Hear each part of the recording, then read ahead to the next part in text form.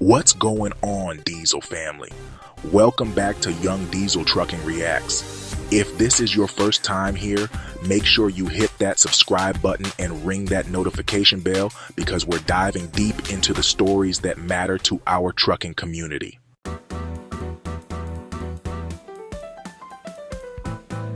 Today, I've got some news that's going to shake you to your core.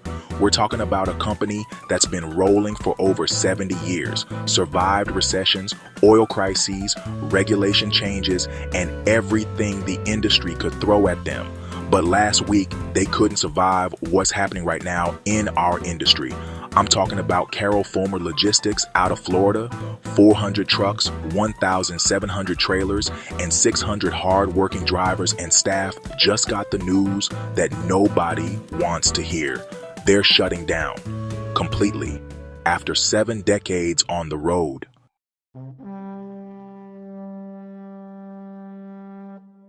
Now, before we dive into this story, I want you to understand something. This isn't just another carrier going under. This is a canary in the coal mine, and what happened to Carroll Fulmer could be a preview of what's coming for a lot more companies in our industry. So buckle up, because we're about to take a ride through one of the most challenging periods in modern trucking history. And by the end of this video, you're going to understand exactly why Carroll Fulmer's closure should have every trucker, owner, operator, and fleet manager paying attention.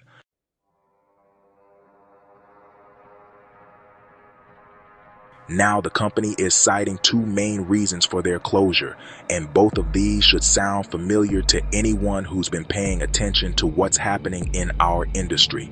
First, mounting lawsuits. Second, the Great Freight Recession that started in March 2022. Let's talk about those lawsuits first, because this is something that's eating our industry alive. The legal environment for trucking companies has become absolutely brutal. We're not just talking about normal business litigation here. We're talking about nuclear verdicts, massive settlements, and a legal system that seems designed to extract maximum dollars from trucking companies. Every time a truck is involved in an accident, even when it's not the trucker's fault, lawyers see dollar signs. They're not just going after the driver anymore. They're going after the company, the insurance, the maintenance records, the training programs, everything they can get their hands on. Carroll Fulmer had been dealing with mounting lawsuits, and in today's legal climate, that can drain a company's resources faster than a blown engine can drain your oil pan.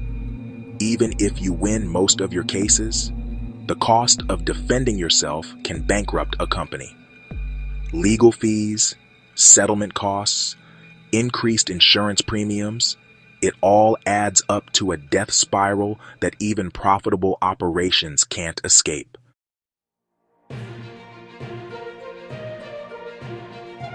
But the lawsuits were just one part of the problem.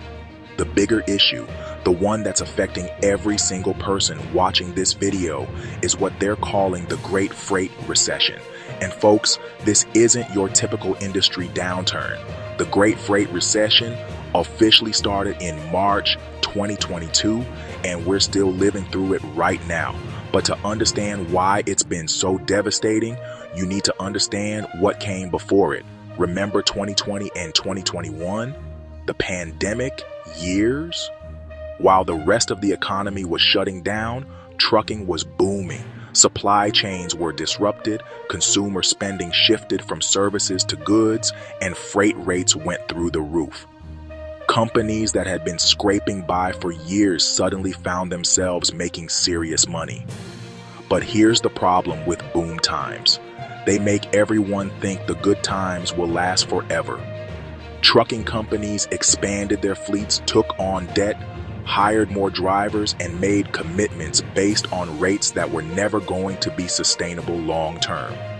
Then reality hit. Consumer spending normalized, supply chains sorted themselves out, and the freight market came crashing back to earth. But it didn't just return to pre-pandemic levels, it overshot in the other direction.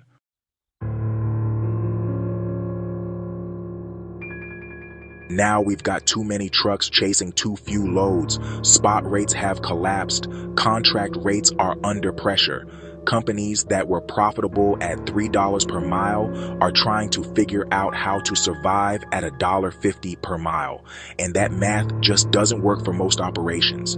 Carroll Fulmer found themselves caught in this perfect storm. They had expanded during the good times, taken on that debt, made those commitments, and then watched as their revenue evaporated while their costs stayed high. Here's where the story gets even more ominous for our industry. Carroll Fulmer isn't alone. FreightWaves is reporting that industry experts are warning about more closures to follow, and they're not just talking about small carriers or new operations, they're talking about major players. Companies like Heartland Express and PAM Transport are struggling with what the industry calls unsustainable operating ratios. For those who might not be familiar with operating ratios, it's basically the percentage of your revenue that goes to operating expenses. In trucking, anything above 95% is considered dangerous territory, and anything above 100% means you're losing money on every mile you drive.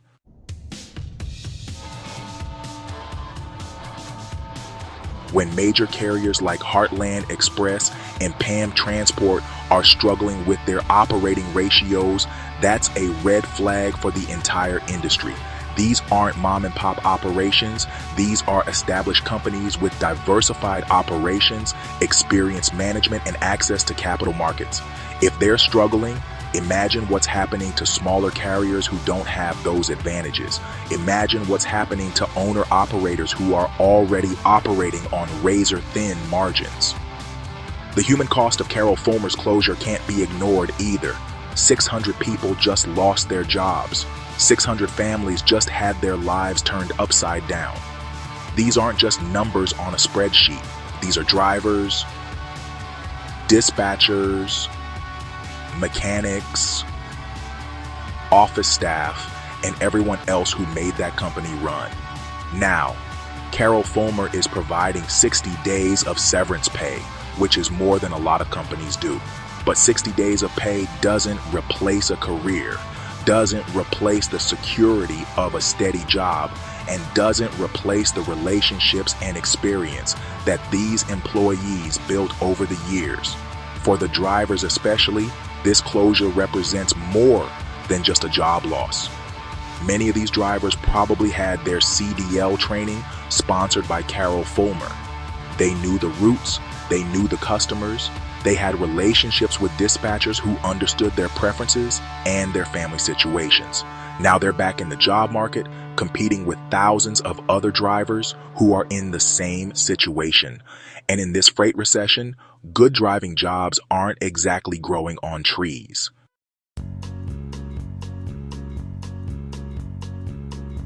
But here's what really concerns me about this situation and why I think every trucker needs to be paying attention to what happened to Carroll Fulmer. This company had everything that should have protected them from closure. They had longevity and experience. They had established customer relationships. They had a decent-sized fleet that should have given them economies of scale. They had access to capital as evidenced by that $27 million credit line. They had 70 years of institutional knowledge about how to navigate industry downturns, and none of it mattered. The current combination of legal pressures and freight market conditions was stronger than all of those advantages combined. You know, it just really drives home the point that even with all these advantages, they still couldn't survive.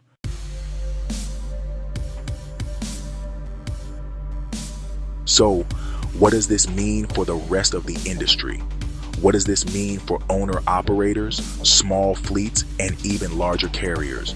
First, it means that this freight recession is different from previous downturns.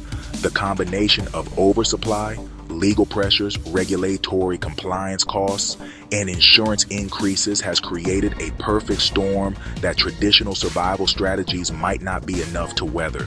Second, it means that size and experience aren't necessarily protection. If a 70-year-old company with 400 trucks and a $27 million credit line can't survive, then nobody should assume they're safe just because they've been around for a while or because they've survived previous downturns.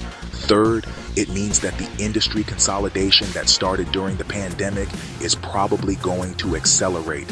Smaller and mid-sized carriers are going to find it increasingly difficult to compete, and we're likely to see more of them either closing down or being absorbed by larger carriers. For owner-operators, the message is clear. Diversification and financial discipline are more important than ever. Relying on a single broker or a single type of freight is dangerous. Having cash reserves for lean times isn't just smart, it's essential for survival. For small fleets, the challenge is even greater. You need the efficiency of larger operations, but without their resources. That means being smarter about route planning, more selective about the freight you haul, and more aggressive about collecting receivables.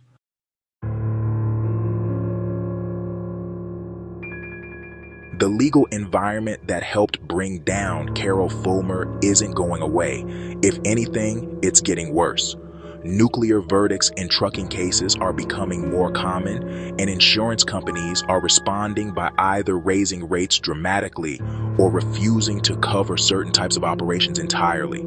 This means that every trucking company, regardless of size, needs to be thinking about risk management in ways they never had to before. It's not enough to just drive safely and maintain your equipment. You need to think about legal exposure, insurance coverage, and worst-case scenarios. The freight recession that started in March 2022 has now been going on for over 2 years. That's longer than many previous downturns, and there's no clear end in sight. Consumer spending patterns have shifted, supply chains have adapted, and the fundamental supply-demand balance in trucking has changed. This isn't just a cyclical downturn that we can wait out. This might be the new normal, at least for the foreseeable future.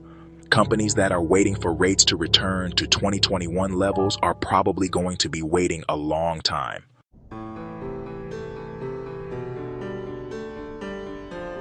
What happened to Carroll Fulmer is a wake-up call for the entire industry. It's a reminder that in trucking, things can change fast, and companies that seem solid can disappear almost overnight.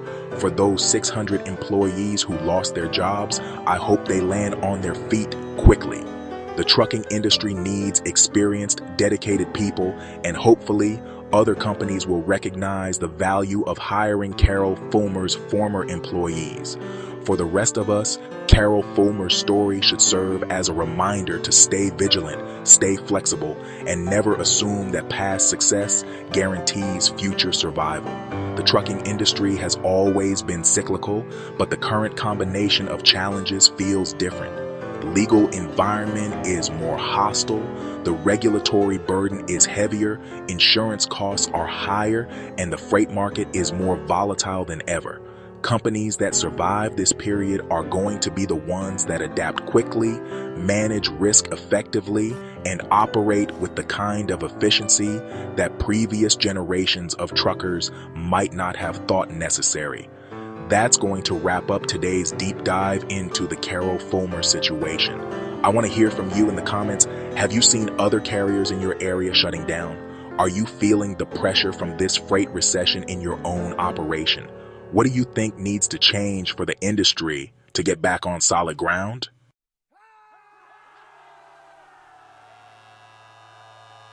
Don't forget to hit that like button if this video provided value, subscribe if you haven't already, and ring that notification bell so you don't miss any of our industry coverage.